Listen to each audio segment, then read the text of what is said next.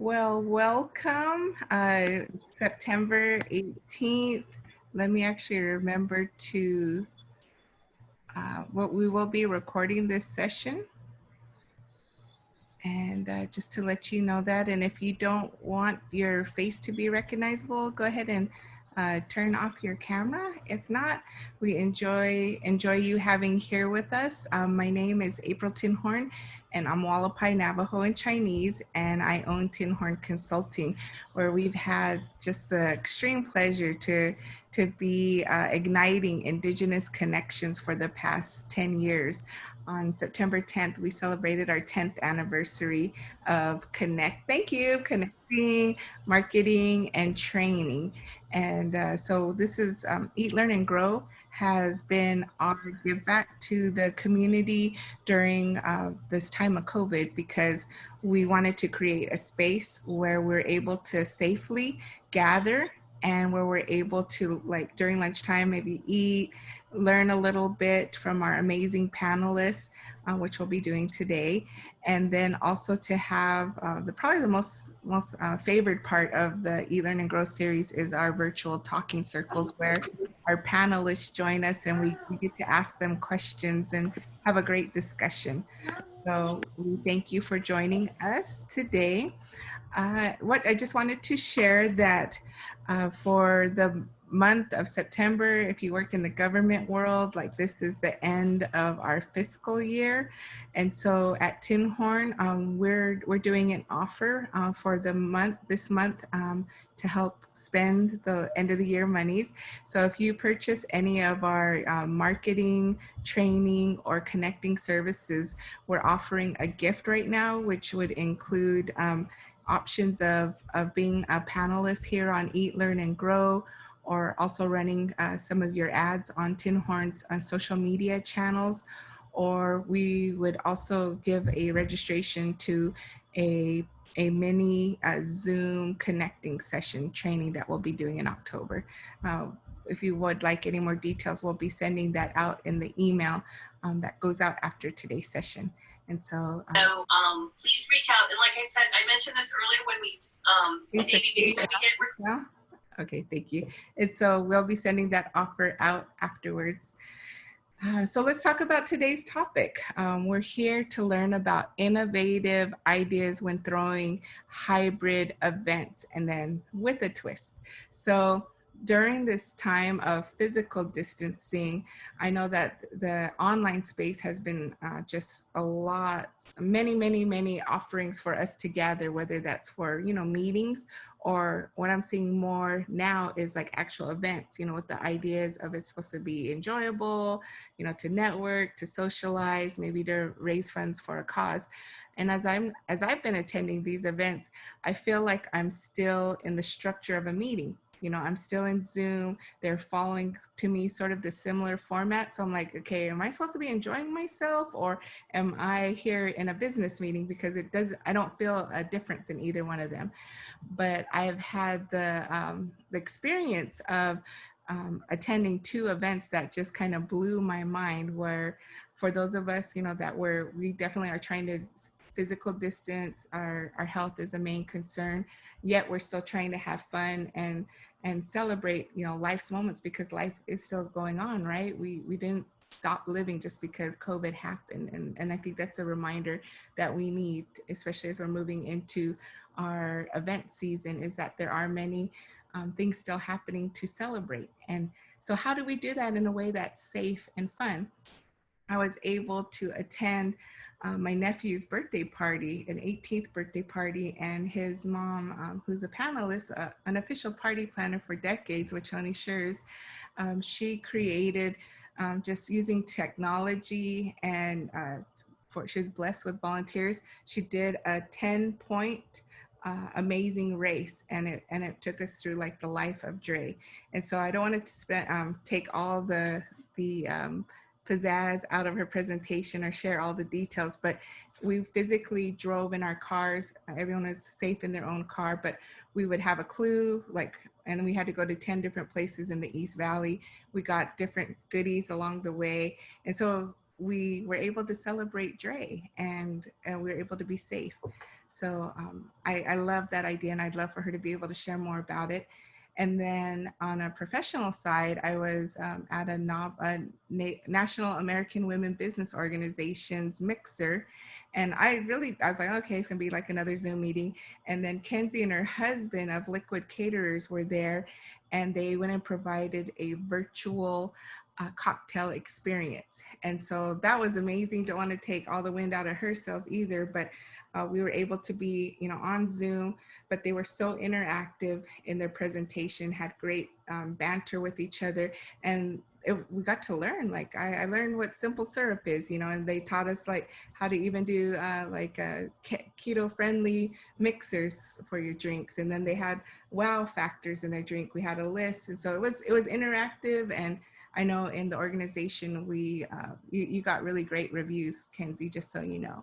And that's what made my light bulb go out, was like, there are ways, people are being innovative, that we can, again, have fun and be safe as we're going into our celebrations of life, and for our businesses and for our personal events. So without further ado, I would like to introduce our first panelist, who is Kinsey. And she owns a business, and she has a great pivot, and I believe 3 businesses going on.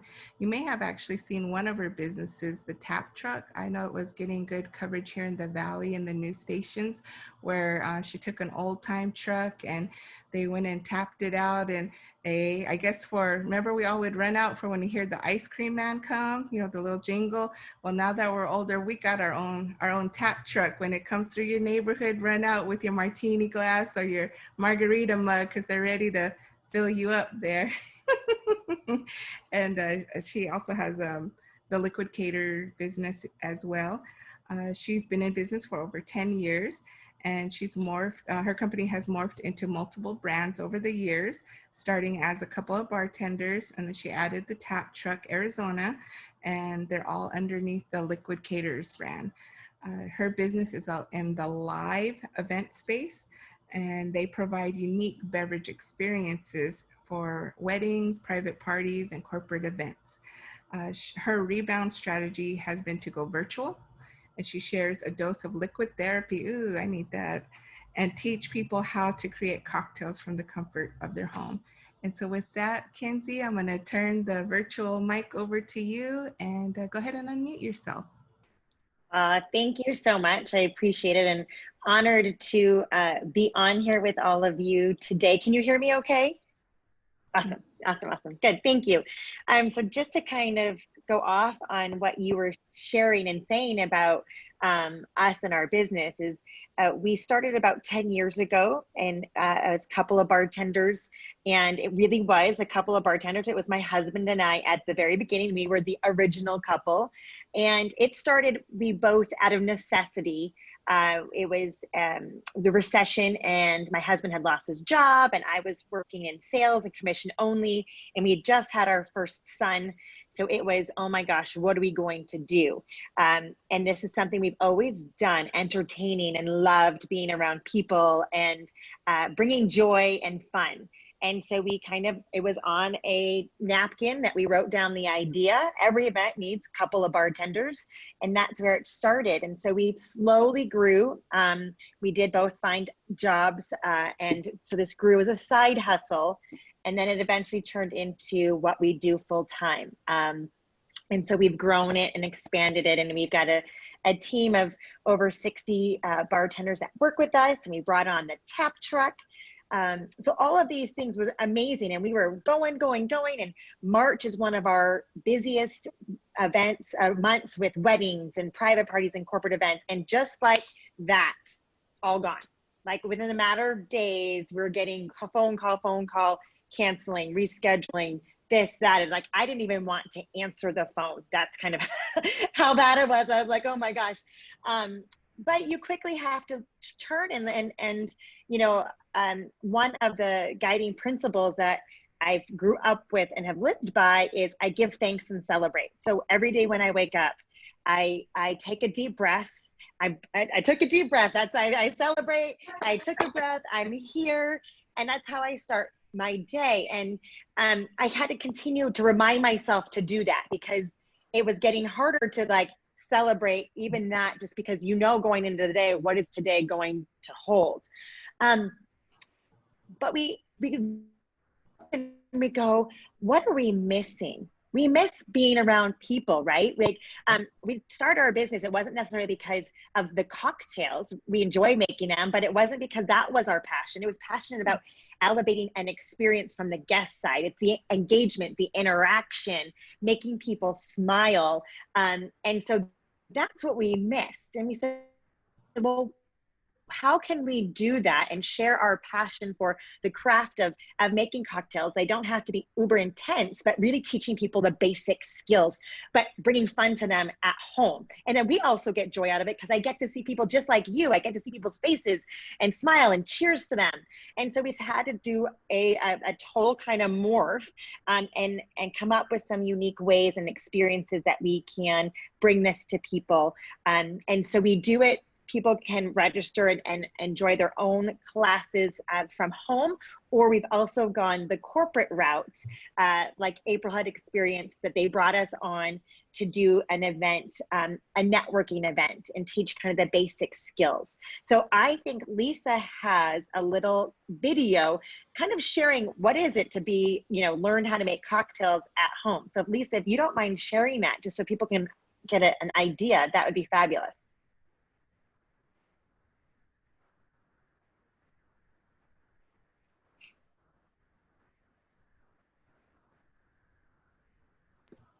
I don't know if I have to unmute myself, but I will just do that.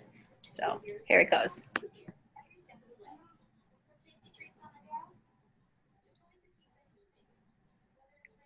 No sound, Lisa. Want to narrate it, Kinsey? Hey. Sure. Sure. Sorry. That's okay. That's okay.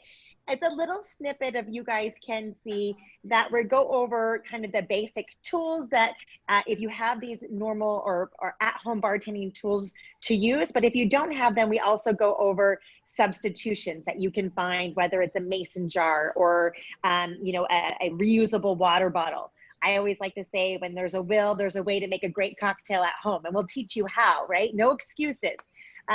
So we just kind of go over to these. We want to make sure, we try to, especially when we have the ability to see people's faces, is to read them, right? And engage with them and make sure that they're following along. We want to make sure that they get the best out of the experience, have fun watching us, hopefully, but also, find tips and tricks that they can utilize at home and have fun with the cocktail experience and mocktail. If people aren't imbibing, that's fine. But instead of just having a soda water, how can you dress it up? Add in a simple syrup and a fun garnish so it becomes a sensory experience. So these are just things that we touch on in our classes. We've also created boxes that go with our classes. So it's everything in there but the spirit. And we ship those out to our participants so that they can have all the ingredients at their fingertips and then make them along with us. So that's been fun as well. So Kinsey, your virtual cocktail experience could have gone like a totally different way, like been more instructional. You could just feel their energy. It was palpable when her and her husband were mixing, and like they're also teaching as they were, putting the cocktails together. They were really cognizant of the Zoom chat, and they were answering our questions as well. So like, what was your mindset, your prep, I would think, to go into these classes, because they could have been really dry, or it could be like, what tips would you have to share? Because that is what made it, I believe, enjoyable. Well, thank you. And I feel going into it is sticking to our core, who we are as a business, right? Our core values and principles as a company. And part of it is the elevating the guest experience. So for us, it becomes whether it's a live event and we're serving them across the bar, or if it's a virtual event and we're performing, if you will, but really wanting to make sure that people have fun, and they're getting a sense of to be able to relax, reprieve, because can be stressful. And especially like you mentioned, April, people are on Zoom meetings all day long now. And oh my gosh, they don't want to be on another Zoom meeting. So we figured, how can we make a Zoom meeting not necessarily a meeting, have fun, and be able to go away going, okay, you know what, I'm going to try that cocktail. Or oftentimes people will make them with us, which is fabulous, because we get to see their face going, oh my gosh, that was, very simple to make, and it's delicious, and they're making $12 to $15 cocktails that they would, and the comfort of the home, but that's what they would spend at a restaurant if they were to get it, go out and order it at a restaurant. So it's fun to see people have that start to finish go, oh yeah, I did that. I like that. Fantastic. So did you have anything else you would like to share about your event? I know you had mentioned about tips or tricks or kind of guidelines, and I'll say, we kind of just shot from the hip. I feel like sometimes people, they pigeonhole themselves, or they don't move forward with trying something new because they think it has to be perfect, or I haven't figured it out yet, or I don't know all the answers. And I'm still learning in this space, and going, oh my gosh, that really wasn't a very good idea. Like, understanding a new approach. So, but we wouldn't have gotten to where we are in this space without trying, and without, trying to expose people to it and experience it. So for people who are needing to pivot, or trying something, or going, okay, this is what my passion is, and either what I've always done or what I want to do, don't not try it. You've got to go out there and do it, and because you can bring joy to one person, two people, and that's worth it, right? Like that, to bring joy and make somebody have a great experience is all worth it. So you don't have to know all the answers. I'm learning still every day. I love that, Kinsey. And I've been experiencing during the COVID time is I feel people in general are more forgiving.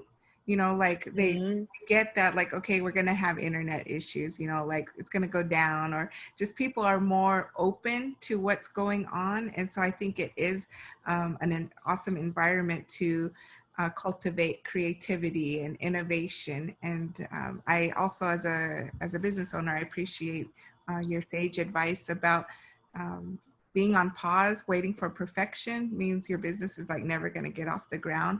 And sometimes you just have to like, okay, it's not perfect, it's okay, but like, let's move it forward, because like you said, you're guided by your values, the company values of bringing joy. And thank you. We're going to thank you for being here. Definitely want you to stay on for our Q&A part, but let's go ahead and transition to Wechoni Schurz. She's Akimel Autumn. And also, I know you're from, what's your other tribe from up north again, sis? I'm Juk, Aniat Chugik, Wechoni Schurz-Pilger.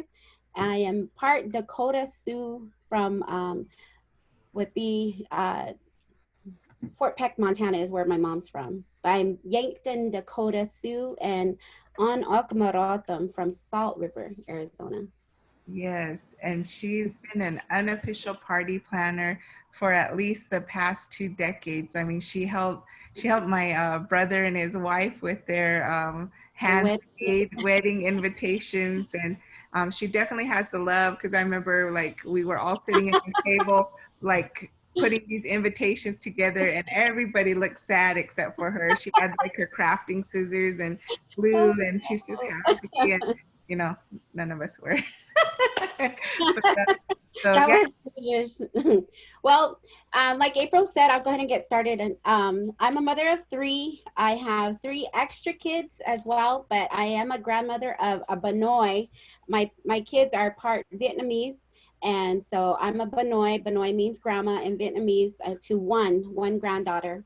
But I've been having parties for my kids and trying to. My thing is always engaging the people who attend. Is it going to be fun for them? they going to be able to interact with one another? You know, that's my thing. Is when I go to parties, I want to have fun. I don't just want to come, show up, give a gift, and eat food. Yeah, I like to eat food, but you know, I like to have fun, be entertained.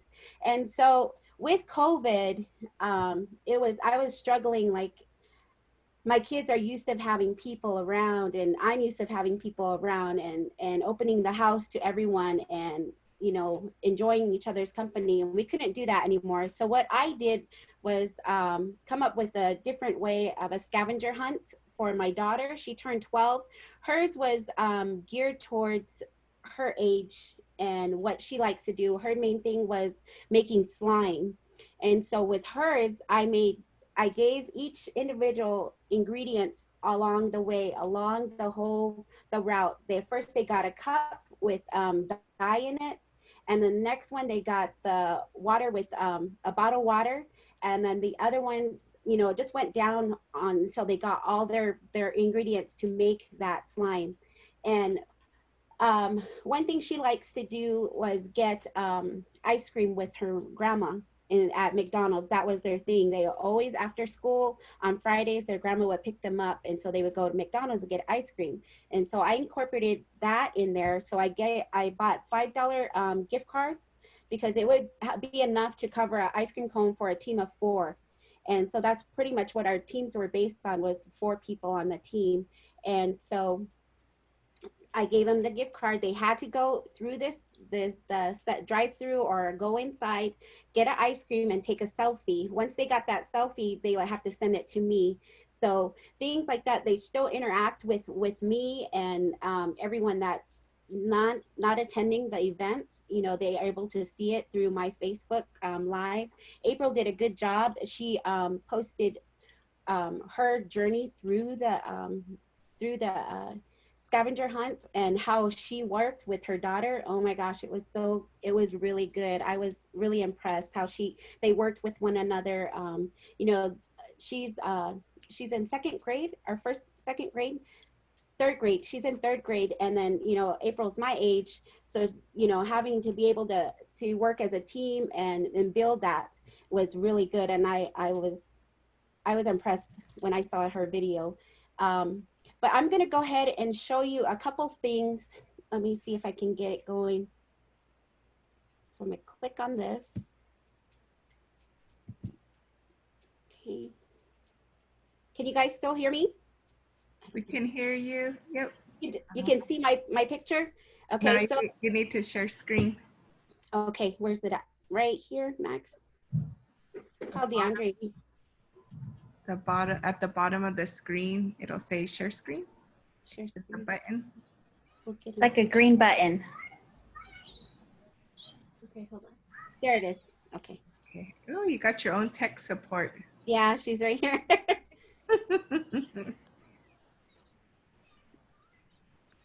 Okay, we're here. We see it now. All right. So creating memories is what I came up with, because that's pretty much I want my events to. I'm creating memories not just for my family, but for those in attendance. And so that's me. Next one.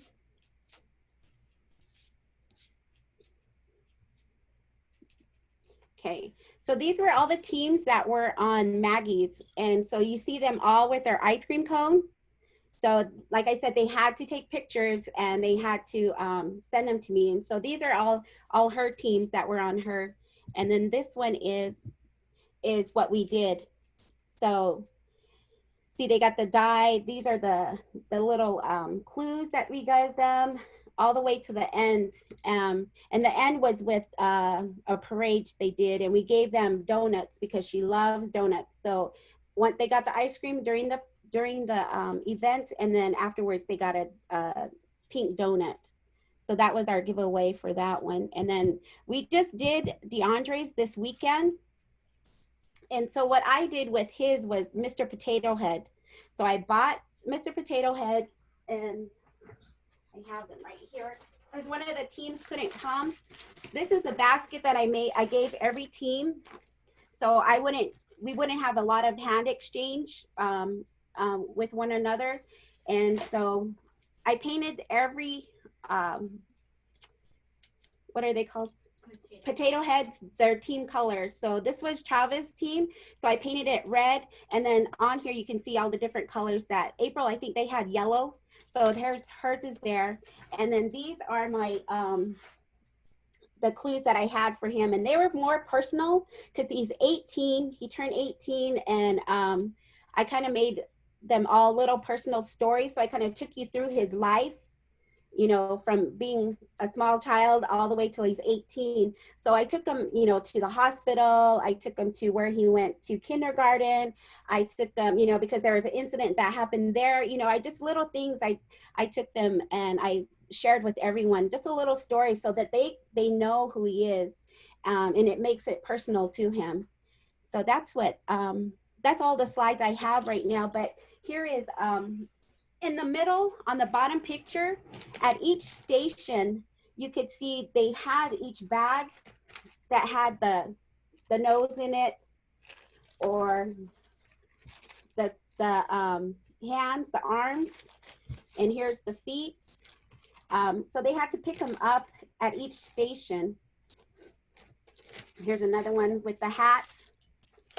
So I was trying to think of what can I do, you know, to get them from station to station. And so Mr. Potato Head is what I came up with, and that's what we did. So, okay, I can go back now, Max. But, you know, I try and do as much for my kids, you know, to personalize it to them. I did April's baby shower for Zoe, and it was Hello Kitty was her theme. So I just kind of personalize them to the individual themselves. So, but that was all I did. I just try to incorporate, you know, something. Oh, also I gave them, because of COVID, I gave them hand sanitizers. So they each had hand sanitizers, and then I had masks for them. If they didn't have their own masks, I had masks available for them. So we had those, and then every person at each station, they had a mask or they had hand sanitizer before they did any exchanges between any individual that came, because I wanted to make sure everyone was safe. And FYI, I did double check with all my attendees. I'm like, how are you feeling? I just want to double check on you, make sure no one's got any colds or anything like that. But that's my events. Pretty much. Hopefully I try to sum it up all real short, but that's what we did. Thank you, Choni. And I'll open this question up to both panelists because you already led into it, but how did COVID change your way of thinking about throwing events while protecting your family and still having fun? Oh, me? Okay. You, Kinsey? It doesn't matter. Like I said, I wanted to keep my whole family is high risk. I'm high risk. My husband has had valley fever, so his lungs are bad. My 18-year-old, he has bad lungs as well. And then I have my two parents that I take care of, and they're on dialysis. So I really watch who comes in the house. I really keep everything clean. So my thing was making sure that those individuals that attended our event were safe. And if I didn't have it, or if they didn't have it, I made sure I had it for them. So that's what I did. It just kind of changed for me. Thanks, Wechoni.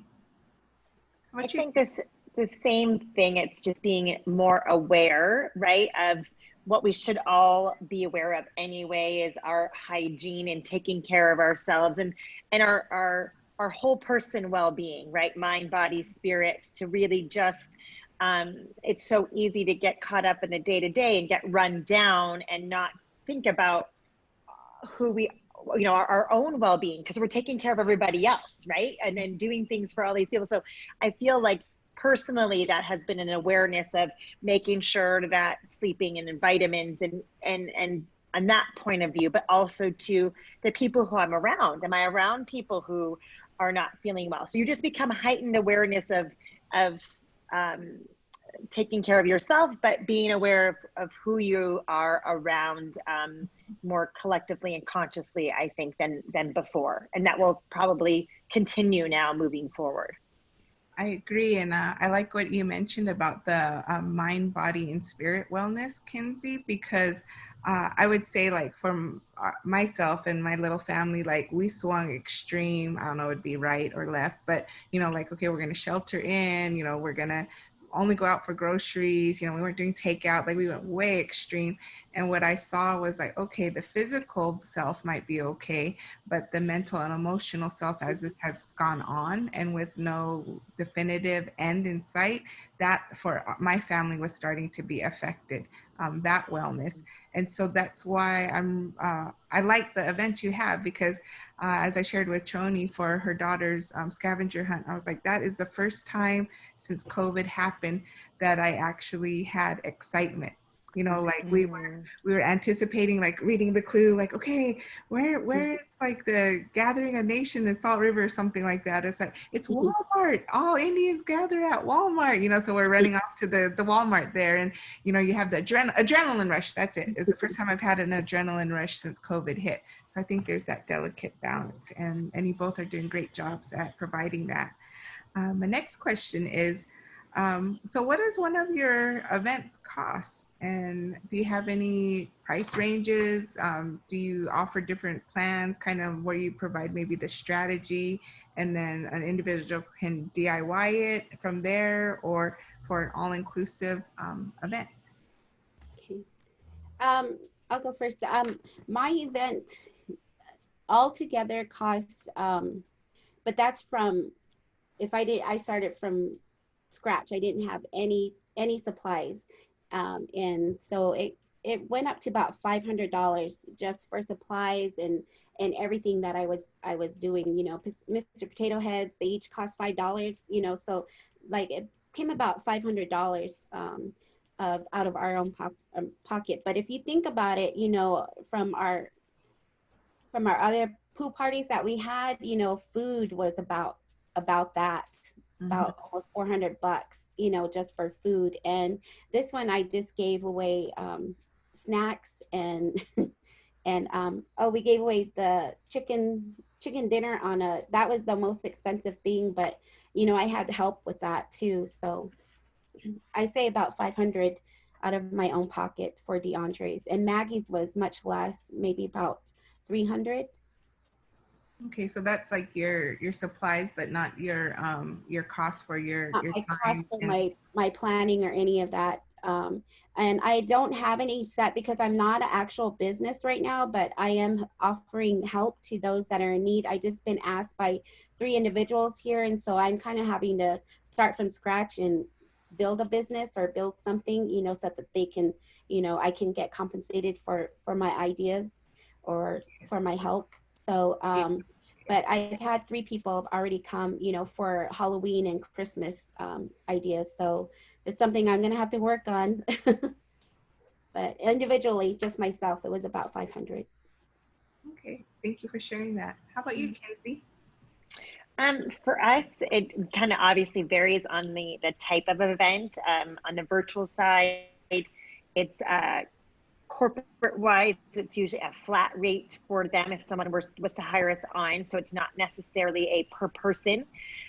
When we do have open events where it's on our website and people can come and register if they see a class that they like fall inspired or Halloween cocktails or classic cocktails. It's on average is $15 for them to register for a class, and they'll get emailed a Zoom link and all of an ingredient list and a cocktail guide, so they'll know exactly what they need to build the cocktail with us and use as a event in the use again to recreate the cocktails. And then also too, from a corporate side, if they decide to do the boxes, so there's a variation of cost associated depending on if we're doing 1 cocktail or 3. So, but we also custom create packages to meet someone's theme or vision and budget. So we like to get creative to make sure we can handle whatever situation or service that's being requested. Great. Okay. Well, I'd like to take a pause now and open up the floor. What questions do you have for our panelists? Go ahead and unmute yourself, or put your question in the chat, and Lisa will keep an eye and read it.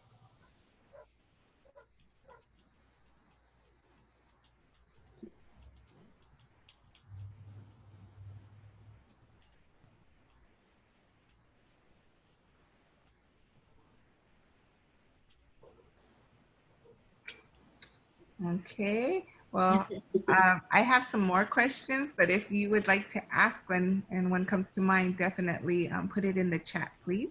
So, what ideas do you all have for holiday gatherings? Kinsey, you mentioned, Halloween's just around the corner, and like, how is that even going to work? Are we going to people's houses, knocking on doors, trunk or treat, or are we being totally innovative here? Thanksgiving, Christmas, New Year's Eve. Mm, So just curious, great. what are your ideas? Great question on Halloween. I don't know what that's going to look like this year. I don't know. I know that we are working with some communities that we're doing virtual classes for their residents that they can register for, and teaching them how to make fun Halloween cocktails.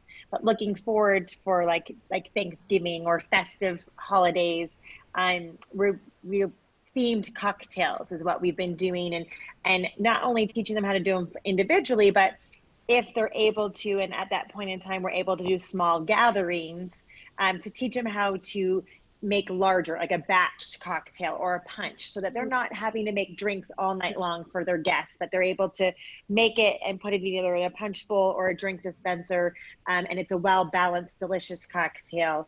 So we're teaching things like that. That's kind of what we're seeing come November, and December would be more also to like the festive cocktails, wintry themes, utilizing seasonal herbs and spices and fruits. So, yeah. Sounds good. What about you, Wechoni?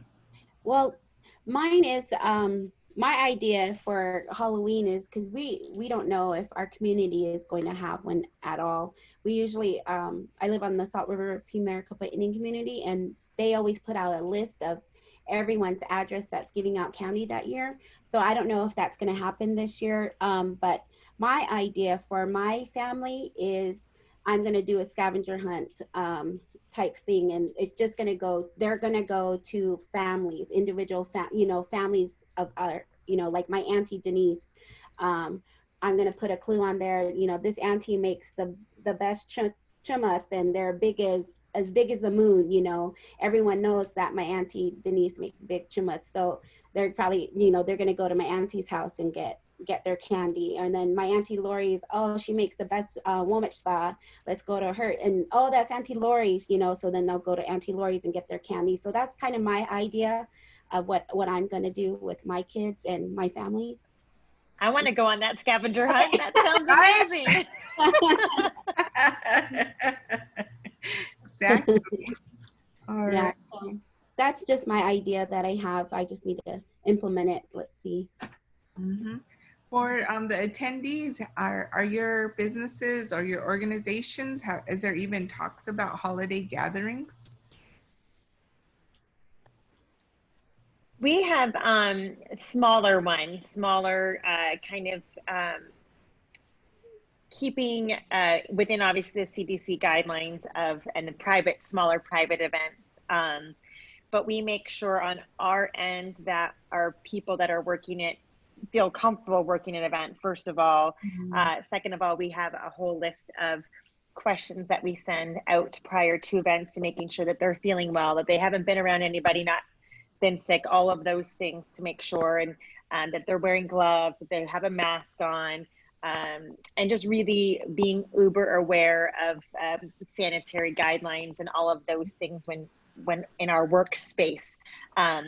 So a lot less than what would be the typical this time of year and moving forward. But we are seeing people who are feeling more comfortable, and I think with the awareness and education of how you can go about it and do it safely, right? I think that's the main priority, is making sure everyone's safe and aware of the way to move forward and be together. Mm-hmm. So yes, not like it has been in the past, that's for sure. Yeah. Huh, that's interesting. So as we start to gather again, how will you adjust or not? And will you do things the same way pre-COVID or not in your businesses? I think, as I'm not a business yet, but as an individual, we're still going to be cautious until we're fully completely done. But it's, yeah, we're still going to be cautious. We haven't even traveled anywhere. So, but business wise, I don't know yet because I haven't started yet. Yeah. And you can. Yeah, I don't know if anything will go back to the way, I don't know if anything will go back to the way that it was in that kind of retrospect, but I don't look at that as a negative. I feel like we're going to continue to move forward and learn from things that we could change. What should we start doing? What do we need to stop doing in order for us to all move forward and be able to re-engage and become together again, but it'll just be a little bit different, I think, which I don't think, like I said, I don't think that's a bad thing. I can't wait to hug people again. I know that. That's what I miss the most. So, yes. So much. Okay. And then I heard from both of you that you have an emphasis on the attendee experience. As you plan an event, how do you incorporate thinking of the attendee experience when you're planning for your event? Okay. Well, like I said, I geared it more towards each one was personalized to the individual's birthday. My daughter was young, she's 12, and so it was more of her age group, but their parents would be driving them around. So I kind of had to be able to make it so that, you know, they could work together. And I wish I could bring up that video of April, but it wouldn't save for some reason.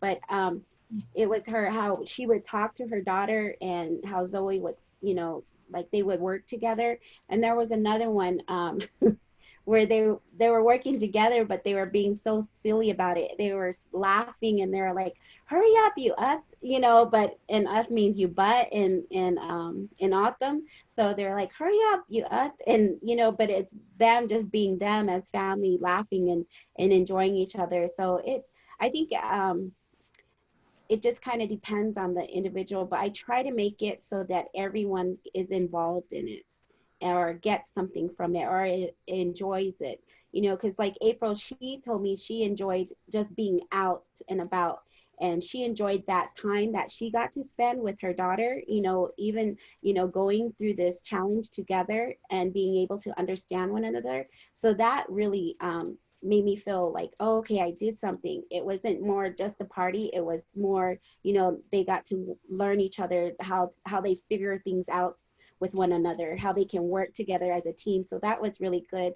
I got that compliment from a lot of the teams that attended. They said that we were able to work with one another and still have fun, you know, even though it was some parts were frustrating, but they were able to turn it around. And so that, hey, we're here to have fun. We're not here to argue or anything. So I think it's just the individuals, you know, kind of gear it towards them and make it so it's fun. That was always my thing. I wanted it fun for everyone, not just, you know, the kids that are attending or, you know, my daughter that gets to see everything. So. Okay, thank you, Johnny. How about you, Kinsey? I think similar in essence, personalize it as much as we can. Sometimes we'll incorporate when we do virtual, really finding out what the client is wanting, if there's a theme or things like that, and kind of create and co-create our session around that. So I think that personalizing is super important. Oh, that's good. I'm curious, like with your husband and yourself, like your presence, like how we're doing the top of the head to kind of, you know, like mid chest.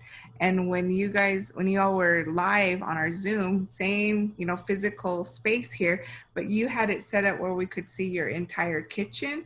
And then you two were like standing behind it, but we could still hear you very well. And then you were lit, we could see you well. Like, how did you set up your space? Yeah, that's what I mean. Yes. So, and I'm sorry not to be, I wish I was in my space right now so I could show you.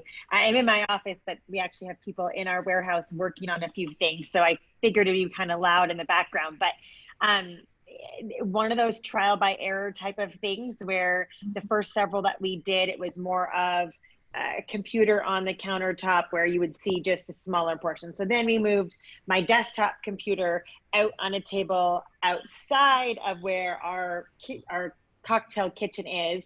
And then we attached an external camera, which gives widescreen so you can see more. And then we have lights behind my computer. And then just recently we ended up getting an external microphone too, so that you could hear a lot better. It didn't sound like we were necessarily in a tunnel or a warehouse, because we are in a warehouse. But people don't need to know that. They don't have to see that.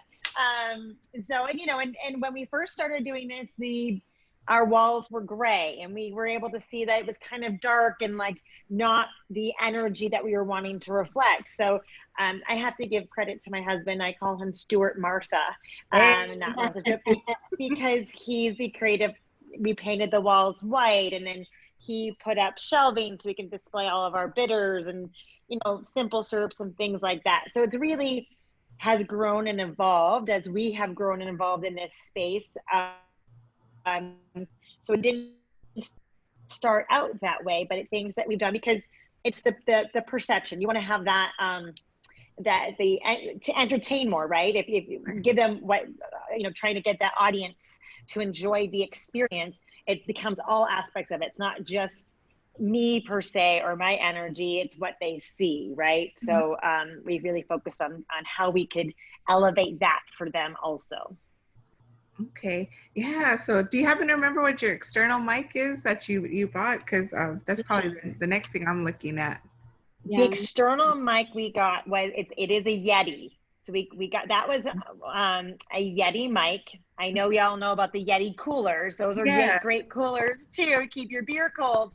But it's a Yeti, Y-E-T-I mic. And it was one that had been referred to us from multiple different people who are in the production space, because that's not my expertise. But they happened to been on an event and had suggested, hey, this would be a great way to go, and you could just plug and play, very easy to use, which I need because I'm not tech savvy.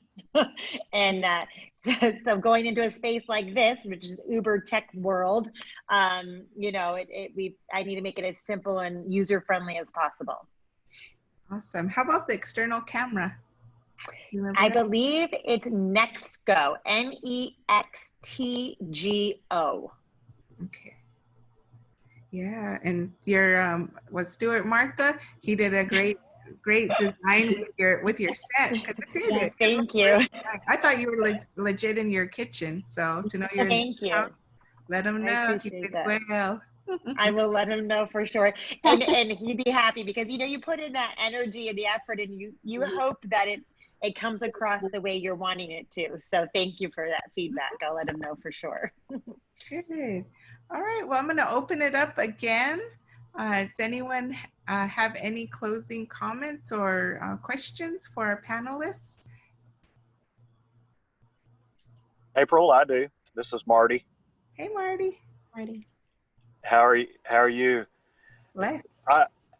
I was really impressed with the innovation and creativity of both of your guests today. A question I had was, did the COVID create some unexpected revenue streams? As an example, I was wondering, Kinsey, did you have the fee-based classes prior to COVID, or was this kind of evolved as a result of this situation? Great question. And no, we had not had them prior. It had been an idea that we had thought of doing it. We had done live event classes, meaning like live cocktail classes or cocktail 101. And so this kind of a spin-off, but no, COVID for sure pushed us into this new revenue stream, and it's one that we will continue because we enjoy it. It is, I feel like I'm hoping we provide value, and it's a way for us to be in front of people that we maybe not been able to. I mean, we had someone on one of our classes that was in Australia. Like, I wouldn't be doing a live event with somebody in their own home in Australia. That would be nice, Right. but you know, so yeah. So, and then our gifting part of our business was something we had done in a minutia, a very small retrospect, and that has blossomed from this, in the sense that it's, you know, focusing more on that. So yes. Well, fantastic job. Oh, I really commend you. Thank you very much. Yeah, I could totally, as you were talking, I could see even a partnership with, what is that alcohol delivery service? I see it in the commercials for Hulu all the time. I forget what Is it Drizzly? Yes. something like that, because I know in the chat when we were doing the corporate event, a lot of people were like, I didn't get my list. So like we weren't mixing cocktails, but it was still I didn't have cocktails, but I knew I wasn't going to drink. And then I didn't know that there would be mocktail versions. So I was like, I should have got everything, so I could have, you know, tried to do it. But I think that would be another, even your packaging, to be able to, you know, get it the day of. Yeah. Yeah. Any other questions from our attendees? Are you thinking about your parties or any special events coming up that you want to tap into their creativity, maybe get an idea?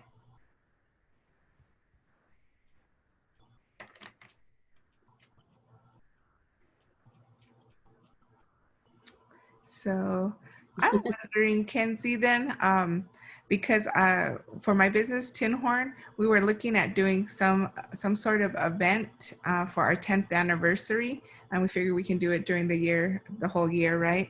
But when I look at like our clientele, just the way that with the extreme or high levels of alcoholism, you know, in our tribal communities, and then I work, you know, with predominant tribal organizations, I'm not really sure how that would be perceived or taken by clients, like to have an event. So I'm wondering, would there be other ideas of something we could do? I mean, I guess mocktails, but would there be anything else you would suggest?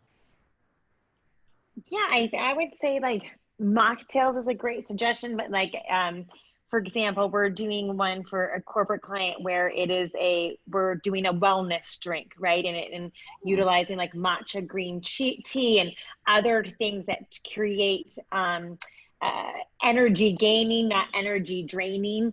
So different ways to be able to do those things that in a healthy way, not adding in extra preservatives and sugars and things like that aren't needed. So really, I think in this day and age too, of how can we elevate and heighten our energy in a healthy way, and putting those nutrients in our body and vitamins that we need as we kind of go back out into the world too, right, more frequently. So we've been doing things like that as well.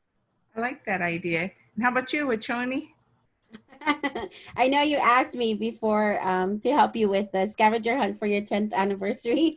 So my idea was, you know, like I told April, just to start giving clues out every, you know, from now until your event, stating, you know, okay, my business started in what year?